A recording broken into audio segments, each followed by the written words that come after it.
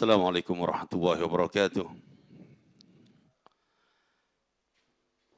Innal hamdalillah nahmaduhu wa nasta'inuhu wa nastaghfiruh wa na'udzu billahi min shururi anfusina wa min sayyiati a'malina. Man yahdihillahu fala mudilla lahu wa man yudlil fala hadiya lahu. Asyhadu an la ilaha illallah wahdahu la syarika lahu wa asyhadu anna Muhammadan 'abduhu wa rasuluh sallallahu alaihi wa ala alihi wa sahbihi wasallam. Para ikhwah, para akhwat, para jamaah yang dimuliakan Allah. Alhamdulillah di sore yang sejuk ya, dipenuhi dengan hujan ini kita dapat melangkahkan kaki ke rumah Allah tabaraka wa taala. Mudah-mudahan langkah kita dicatat sebagai ibadah oleh Allah dan mudah-mudahan kesabaran kita untuk menunggu datangnya azan maghrib ya diberkahi oleh Allah tabaraka wa taala.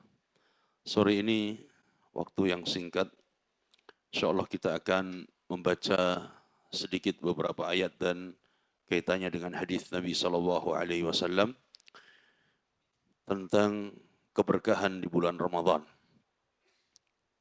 Di mana bulan Ramadan bulan yang mulia, bulan yang Allah Subhanahu wa taala istimewakan dari bulan-bulan yang lainnya. Dan di antara keistimewaan bulan Ramadan adalah bulan yang dipenuhi dengan keberkahan. Keberkahan yang datangnya dari Allah Tabaraka wa taala. Sehingga seorang muslim dia berlomba-lomba, bersemangat untuk mencari keberkahan di bulan yang penuh barokah ini.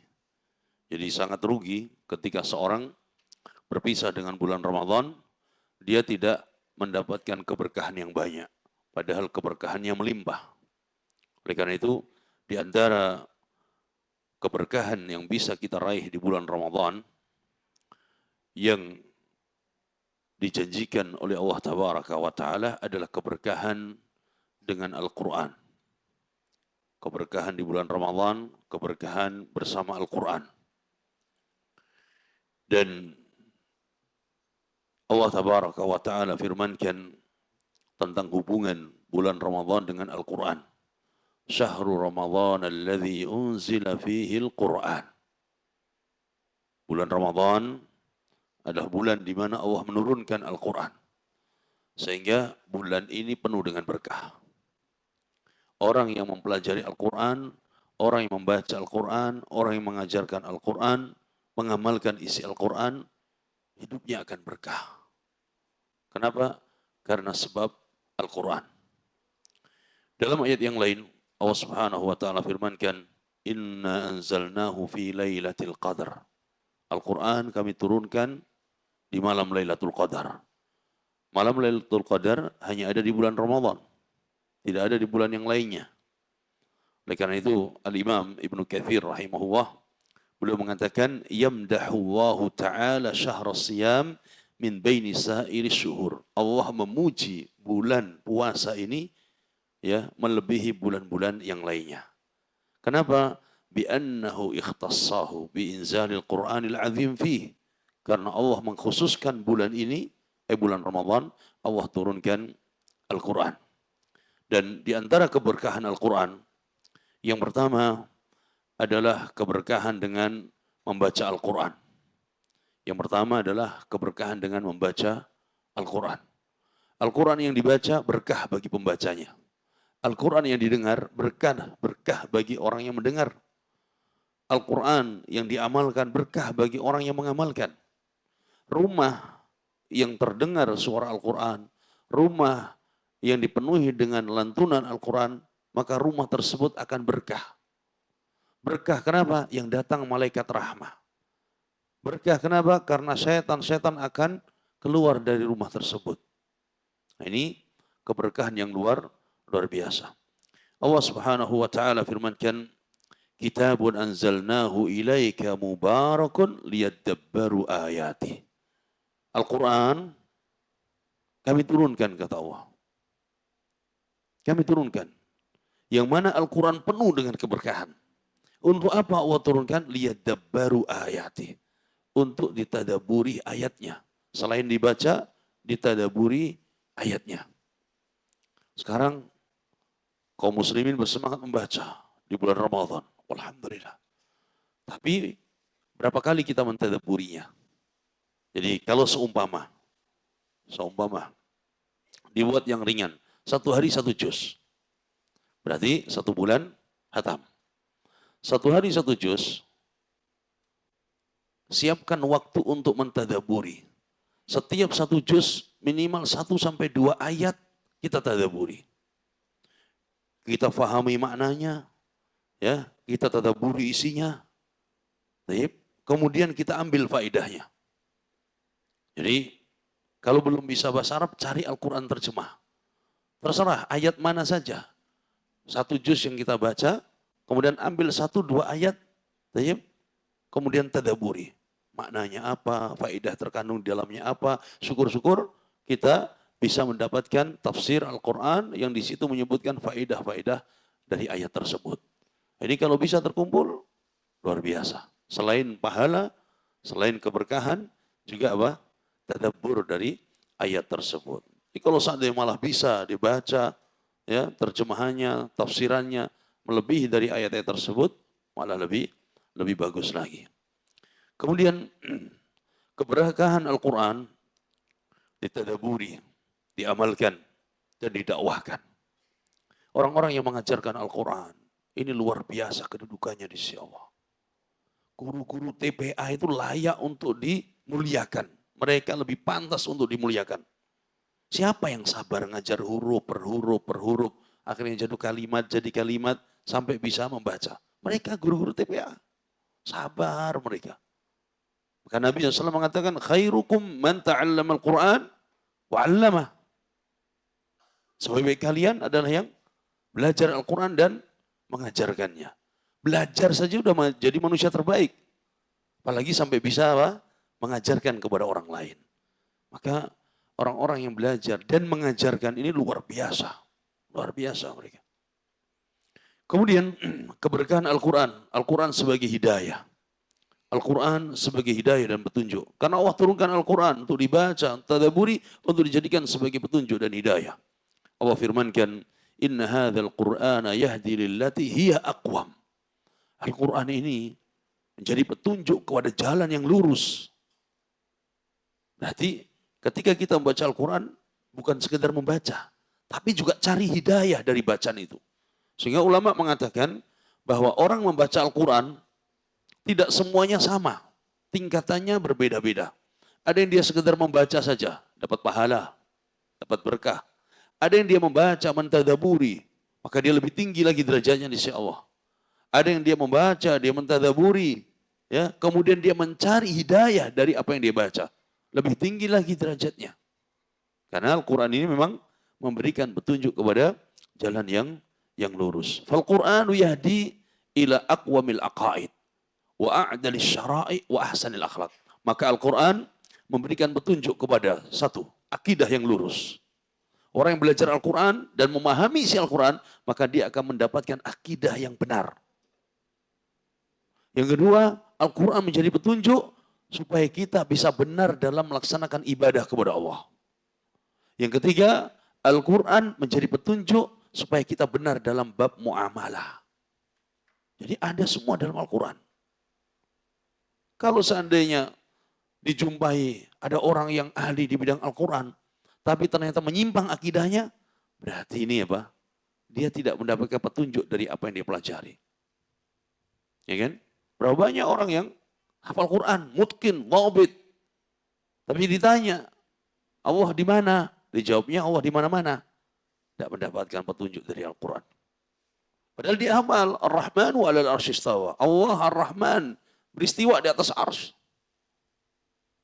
Hafalnya Quran, tapi ada musibah, datangnya ke kuburan. Mana yang dia baca? Mana yang dia hafalkan? Allah perintahkan kita berdoa kepada Allah. Berarti dia tidak mendapatkan petunjuk dari Al-Quran. Orang-orang kafir, orientalis, mereka yang belajar Al-Quran dari depan sampai akhir, sampai khatam, bahkan hafal Quran, mereka tetap berada dalam kekufuran karena mereka mempelajari Al-Quran bukan untuk mencari hidayah, tapi ingin mencari kelemahan Al-Quran. Ya, kemudian datang sebagian anak kaum muslimin belajar di negara-negara kafir, negara Eropa, negara Amerika, belajarnya studi Islam. Yang dipelajari Al-Quran, tapi yang ngajarkan orang kafir. Pulang jadi liberal, anti pada syariat. Itu nyata. Nyata.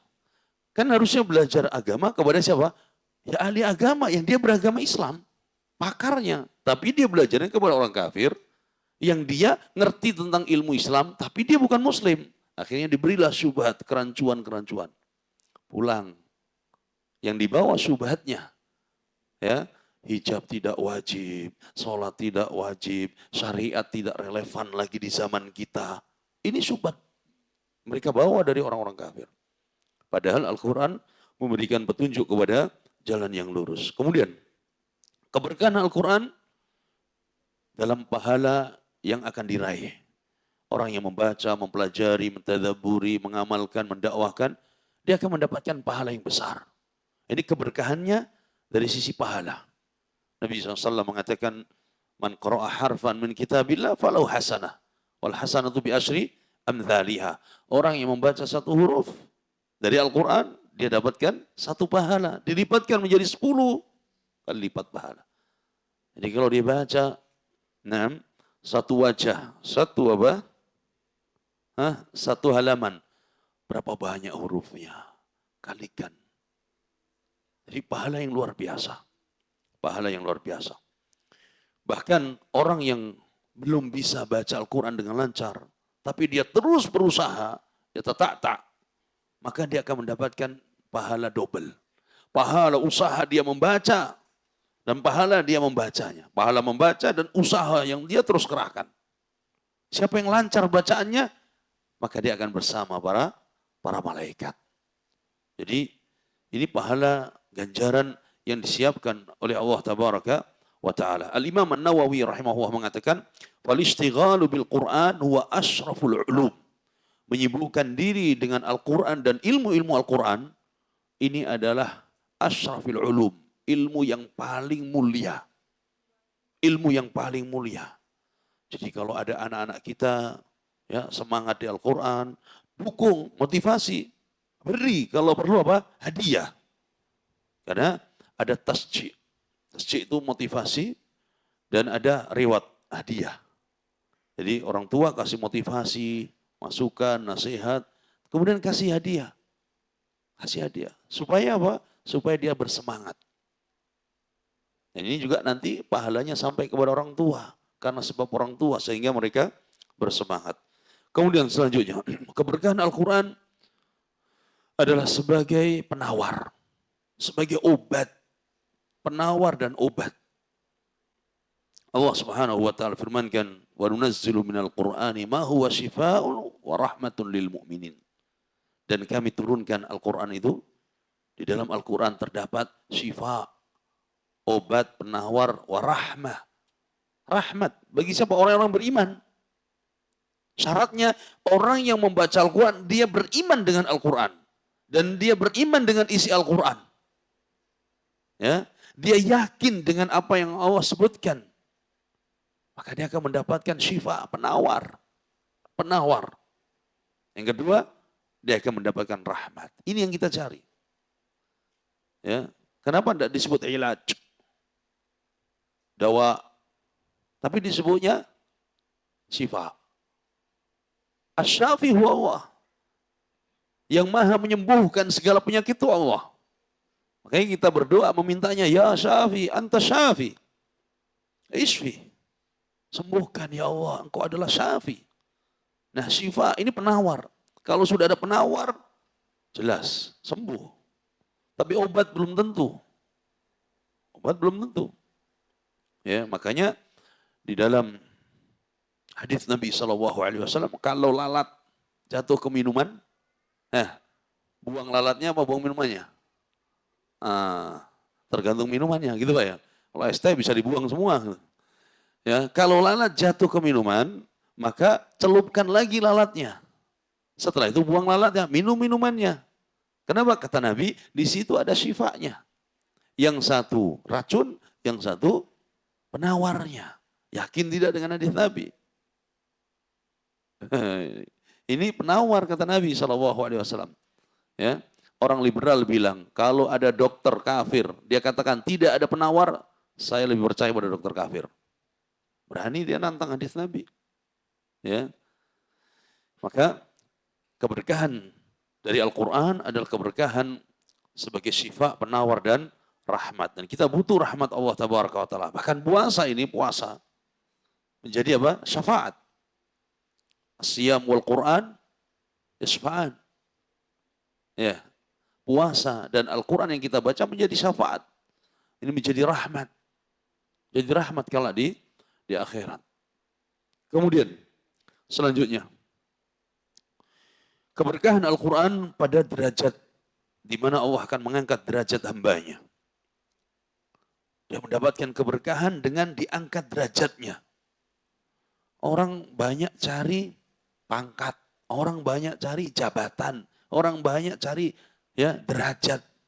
Tapi di hadapan manusia, cari pangkatnya pangkat dunia. Sampai dia keluarkan sekian biaya, dia keluarkan tenaga pikirannya, bahkan siap dusta, bohong supaya dapat pangkat dan jabatan tersebut. Tapi itu semuanya tidak bermanfaat baginya di akhirat. Ada derajat yang mulia. Di mana? Pada Al-Quran. Ketika seorang mempelajari, mengamalkan, membaca Al-Quran, diangkat derajatnya. Di dunia dan di akhirat. Nabi SAW beliau sabdakan, Inna allaha yarfa'u bihadal kitabi aqwaman wa yada'u bihi akharin. Kata Nabi, sesungguhnya Allah akan mengangkat derajat. Siapa? Kaum mereka karena sebab Al-Quran.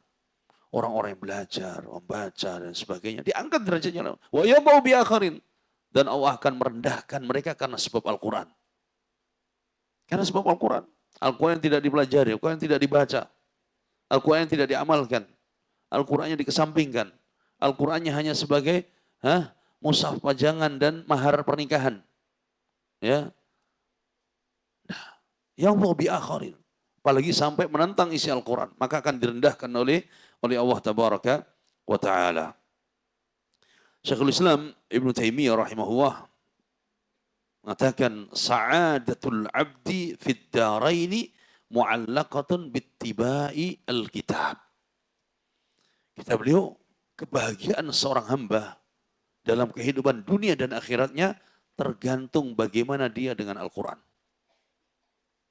Kebahagiaan seorang hamba dalam kehidupan dunia dan akhiratnya tergantung bagaimana dia dengan Al-Quran. Dekat jauhnya, sibuk tidaknya, belajar atau tidaknya, membaca, mendengar tidaknya. Ya, ini kebahagiaan seorang tergantung pada bagaimana dengan Al-Qur'annya. Kita lihat subhanallah di beberapa negara-negara yang miskin, ya, beberapa negara-negara Afrika, mereka bahagia hidup padahal pakaian saja apa adanya, ya enggak? Rumah apa adanya. Kenapa? Karena mereka punya Al-Qur'an. Bahagia luar biasa mereka. Itu ketika membaca Quran menikmati mereka. Luar biasa. Nah, dulu para sahabat juga demikian. Hidup mereka biasa saja secara duniawi. Bahkan mereka ada yang tinggal di masjid Ahlus Sufah. Mereka menunggu infak sedekah dari orang-orang kaya. Mereka nginapnya di masjid. Tapi mereka bahagia. Karena mereka membaca Al-Quran, mereka mendengarkan Al-Quran. Jadi orang yang bahagia. Kemudian selanjutnya, keberkahan Al-Quran bisa dirasakan di rumah dan di lingkungan masyarakat. Keberkahan Al-Quran bisa dirasakan di rumah dan di lingkungan masyarakat. Nabi SAW diriwayatkan oleh Al-Imam Ad-Darimi, beliau mengatakan, Innal bayt alladhi yuqra'u fihi al-Qur'an yakthuru khairuh wa yaqillu syarruh. Sesungguhnya rumah yang dibacakan Al-Quran di dalamnya, maka rumah itu akan dipenuhi dengan kebaikan-kebaikan dan keberkahan dan akan dikurangi dari keburukan-keburukan. Wa tahduruhul malaikah wa tahjuruh syayatin. Malaikat berdatangan dan setan pada kabur pergi menjauh. Ya, beli rumah baru, atau pindah rumah, ya, kemudian supaya diselamatkan, supaya dijaga dan dijauhkan dari setan, apa yang dilakukan? Pasang apa biasanya? Sembelihkan ayam di pojok, sembelihkan ini, kasih ini, kasih ini. Wow, itu ngundang setan, bukan ngusir setan. Karena setan suka yang demikian. Bagaimana? Bacakan surat Al-Baqarah. Mereka akan lari. Bacakan ayat-ayat Al-Quran. Malaikat akan datang. Ya, malaikat akan hadir. Setannya akan kabur. Nah, ini terbalik di masyarakat. Terbalik. Punya kendaraan baru. Kemudian disembelihkan apa? Kemudian darahnya ditetes-teteskan. Supaya terjaga dari penyakit ain. Nah, demikian. Dia doakan. Ya. Al-Imam Al-Hasan Al-Basri rahimahullah beliau mengatakan unzilal Qur'an liyu'mala bih fattakhadhan nasu tilawatahu amalan. Kata Imam Al-Hasan Al-Basri, imam dari kalangan tabi'in, Al-Qur'an diturunkan tujuannya untuk diamalkan. Amalan tadi dibaca, ditadaburi, ya, isinya diamalkan, kemudian hukum-hukumnya diterapkan, kemudian didakwahkan, diajarkan. Al-Quran diturunkan untuk diamalkan. Fattakhadhan nasu tilawatahu amalan. Tapi ternyata banyak dari manusia, mereka hanya menjadikan tilawah itu sebagai amalan. Artinya, tilawah termasuk daripada amalan. Tapi ada yang lebih daripada itu. Apa itu? Amalan. Amalan. Ya. Makanya termasuk yang diingatkan oleh sebagian para ulama adalah sikap takalluf tanattu', yaitu sikap apa? Takalluf tanattu', gulu berlebih-lebihan dalam masalah bacaan. Sampai-sampai orang mau belajar tajwid lari duluan. Ada tidak? Kenapa? Itu membuat orang lari dan kabur. Ada kemarin apa potongan video itu laqata' apa kemarin ya kan? Bikin orang lari. Dan demikian. Makanya kalau lihat bacaan para ulama, ini ulama, bukan qori-qori ya, ulama. Mereka bacaannya biasa. Karena tidak boleh takalluf. Dan ini jadi fenomena.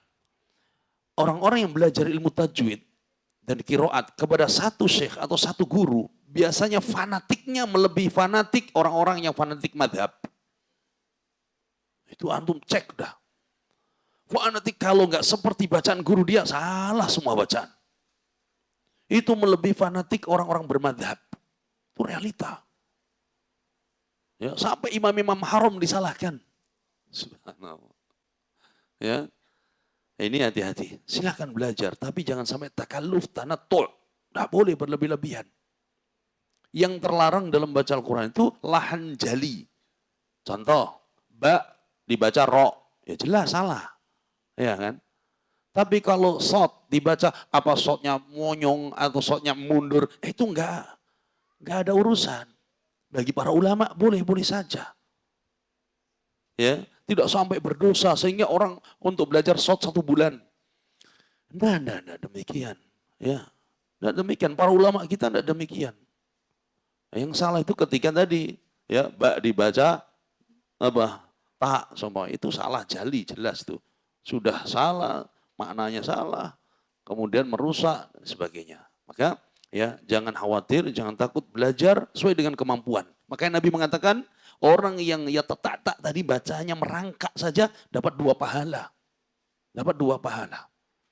Ya, maka para guru tajwid jangan bikin orang lari tapi bikin orang senang. Jangan terlalu dipersulit. Yang penting tidak sampai menyalahi ya yang jelas-jelas itu tadi sudah menjadi kesepakatan. Ya. Cukup? Mau adzan? Jam berapa adzan? Oh, masih dapat. Oke, lanjut. Baik. Selanjutnya, di antara keberkahan Al-Quran, ya, di bulan Ramadan, amal-amalan soleh ini akan dilipat gandakan. Mudha'afatil ujur. Dilipat gandakan. Terutama puasa kita. Tidak ada yang tahu kita puasa si fulan, masa kelihatan lemes. Ya di depan manusia nggak tahu, ya kan? Ini puasa amalan yang luar biasa, Allah yang menjamin. Wa ana ajzibi. Kemudian amal-amal saleh, keberkahannya dilipat gandakan di bulan Ramadan. Ya. Famin barakati hadha syahr annal hasana fihi mudha'afa wad-dhunub maghfurah wad-darajat marfu'ah. Keberkahannya dilipat gandakan pahala. Dosa-dosa diampuni dan derajat ditinggikan oleh Allah tabaraka wa taala. Ini keberkahan. Dan di antara keberkahannya lagi, bagaimana di bulan Ramadan ya Allah menolong kita untuk melakukan ketaatan menjadi lebih ringan padahal kita dalam kondisi sedang berpuasa. Bedakan dengan bulan-bulan di luar Ramadan. Kita kenyang, kita dalam posisi kuat, tapi kenapa malas dalam beramal? Tapi ketika Ramadan posisi lapar, haus, tapi semangat. Itu tadi keberkahan bulan ini yang luar biasa. Bahkan orang yang jarang datang ke masjid pun dia apa? Semangat. Semangat. Ya, termotivasi. Keberkahan yang luar biasa di bulan ini. Kemudian selanjutnya, keberkahan di bulan Ramadan adalah keberkahan dengan Lailatul Qadar. Keberkahan Lailatul Qadar yang Allah Subhanahu wa taala sebutkan Lailatul Qadri khairu min alfi syahr. Lebih baik daripada apa? Lebih baik dari seribu bulan. Maka ibadah di bulan Ramadan dan di malam Lailatul Qadar adalah ibadah bagaikan berapa tahun? 83 sana. Seperti beribadah sepanjang 83 tahun. Satu malam. Menghidupkan Lailatul Qadar, malam Lailatul Qadar, maka seperti beribadah selama 83 tahun. Subhanallah, siapa yang mampu? Hidup kita aja belum tentu, ya kan? Nabi sebutkan umur kita berapa? Baina sittin ila sab'in wa aqallun man yajuz dzalik. Kata Nabi, umur umatku antara 60 sampai 70 dan sedikit mereka yang bisa lewat dari itu. Tapi orang semalam beribadah di mana? Lailatul Qadar bagaikan dia 83 tahun dia beribadah. Nah kalau sepanjang hidupnya, setiap Lailatul Qadar, malam Lailatul Qadar dia hidupkan. Masya Allah, berapa ratus tahun dia bagikan beribadah itu. Al-Hafidh Ibn Rajab Al-Hambali rahimahullah mengatakan, Man da'a umru fit tafrid, adraka ma fataka fi Lailatul Qadar. Siapa yang menyia-nyiakan hidupnya, sekian tahun dia jauh dari ketaatan, dari ibadah, dari amal saleh. Kemudian datang Lailatul Qadar, dia ingin menutupi hidupnya itu semuanya, dia hidupkan Lailatul Qadar. Maka insya Allah tertutupi dari sisi apa tadi? Pahala. Subhanallah. Sampai demikian. Kan mungkin sebelumnya dia tidak kenal ibadah, dia tidak kenal ya ketaatan, penuh dengan kemaksiatan. Tapi kemudian Allah beri taufik dia di bulan Ramadan, terlebih di malam Lailatul Qadar, ya digunakan untuk amal saleh. Maka kata beliau rahimahullah, adraka ma fataka fi Lailatul Qadar. Apa yang sudah terlewat itu bisa diperoleh di malam Lailatul Qadar dari pahalanya. Kemudian selanjutnya, keberkahan di bulan Ramadan adalah keberkahan yang bisa kita lihat. Bagaimana kaum muslimin berlomba-lomba di dalam memberi. Berlomba-lomba di dalam apa? Dermawannya. Luar biasa di bulan Ramadan. Ya, bahkan orang yang mungkin sulit untuk mengeluarkan harta dan infaknya di bulan Ramadan luar biasa. Yang sudah terbiasa dia berkali lipat. Ini termasuk keberkahannya. Dan itu yang dicontohkan oleh Nabi SAW. Kana Rasulullah, kata Anas bin Malik, kata Ibnu Abbas, kana Rasulullah SAW ajwadun nas wa kana ajwadu ma yakunu fi Ramadan. Nabi adalah orang yang paling dermawan. Dahulu kalau ada sahabat datang kepada Nabi dan ada kebutuhan suatu, apa yang Nabi punya dikasihkan semua. Apa yang Nabi punya dikasihkan semua. Tapi kalau Nabi tidak punya, ya sudah sama-sama. Nabi saat itu tidak punya apa-apa, Abu Bakar tidak punya apa-apa, ya sudah sama-sama tidak punya. Tapi kalau Nabi punya, ada yang minta dikasih semua. Itu Nabi. Nabi. Ya. Beda derajatnya dengan kita. Nabi. Wa kana ajwadu fi Ramadan. Tapi di bulan Ramadan, lebih lagi dermawannya Nabi SAW. Maka ini keberkahan. Makanya lihat di bulan Ramadan, masjid-masjid penuh dengan apa? penuh dengan Masya Allah. Sampai sulit kita menu-menunya luar biasa. Ya, dan mudah-mudahan ya itu menjadi pelajaran bagi kaum muslimin untuk menjadi dermawan kepada sesama dan mereka bisa saling berbagi dengan orang-orang yang membutuhkan atau yang tidak membutuhkan. Karena memang saling memberikan naam hadiah, memberikan pemberian, nah ini adalah keberkahan. Wallahu alam. Mudah-mudahan yang singkat ini bermanfaat dan mudah-mudahan Allah berkahi hidup kita, Allah berkahi umur kita, Allah berkahi keluarga kita dan harta kita semuanya. Antum bisa doa, ya Allah, as'aluka, ya Allah, barakah. Oh barokat. Allahumma ini as'aluka barokat. Ya Allah, aku mohon kepadamu keberkahan, keberkahan, keberkahan. Makanya doa Nabi di pagi hari apa? Allahumma barik li ummati fi bukuriha. Nabi berdoa, ya Allah berkahi umatku di pagi hari. Keberkahan. Nah, kita juga minta keberkahan kepada Allah tabaraka wa taala. Hadza wallahu alam wa sallallahu ala nabiyyina Muhammad wa ala alihi wa sahbihi wasallam. Alhamdulillahi rabbil alamin. Wassalamu alaikum warahmatullahi wabarakatuh.